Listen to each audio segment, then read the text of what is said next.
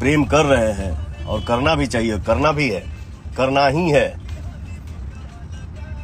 पूरा हिंदुस्तान के हर परिवार के सदस्य, भैया, चाचा, माता, बहन, सब लोग खुश बा कि हाँ अरे यार बड़ा अच्छा लग रहा है। सब कलाकार मिल के आपस में अच्छा काम करेंगे, बढ़िया काम करेंगे, हमारे काम की सराहना हो। काम में अगर कुछ कमी हो तो आप लोग जरूर कमेंट करिए कि भैया, चाहे भाई, चाहे फलानवा, यहाँ सुधार की जरूरत है, यहाँ अच्छाई की जरूरत है, ताकि हम सब कलाकार मिलकर अपने काम पे ध्यान दें, काम पे फोकस करें और अपने काम में सुधार लाएं, ताकि हमारे इंडस्ट्री का विकास हो। कुछ भाई लोग के जे केहू यूट्यूब भी चलावता,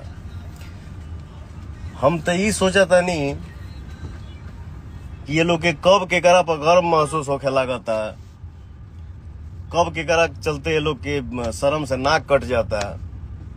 महान हो तुम लोग यार, क्या बोलूं, तुम लोगों के मुंह लगना और 10 किलोमीटर पैदल चलना वही बराबर है। लेकिन फिर भी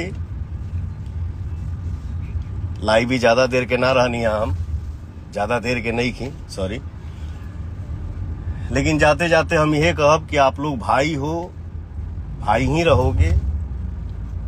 जे जौने लाइन में बा, हम एक्टर बानी, सिंगर बानी, और भी हमार सब मित्र भाई लोग बा लोग, सबके आप लोग काम के आशीर्वाद दी जा, सब लोग मिलकर रहे। आप लोग भी यूट्यूब चलावा जा, अच्छा बात बोल के नाम कमा जा, जी घर में चर्चा हो के ऐसा न्यूज बने कि हाँ यार चलो हमारे भी इंडस्ट्री में क्या था और क्या है, क्या हो गया।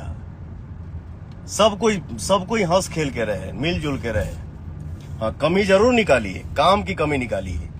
भोजपुरी की जो ऑरा है, मुझे लगता है कि हिंदी के बाद भोजपुरी से बड़ा कैनवास कोनो लैंग्वेज के नहीं खे। लेकिन हमारी इंडस्ट्री जिस लेवल पे होना चाहिए उस लेवल पे नहीं है। क्यों नहीं है? बस यही मान ल कि काल झगड़ा होता है एक दूसरे के, वहू में दिक्कत। आज सबके एक दूसरे से प्रेम हो गई, एहू में दिक्कत। ए महाराज, सबसे नहीं, सब दुनिया प्यार करता है तो हम आज यहाँ बैठ के इतना बोल पा रहे हैं। कुछ भाई लोग बाढ़ जाए, बताओ, नीमन से रहो तब वो दिक्कत, बाउर से रहो तब वो दिक्कत। अरे पगला तो कैल का जाओ।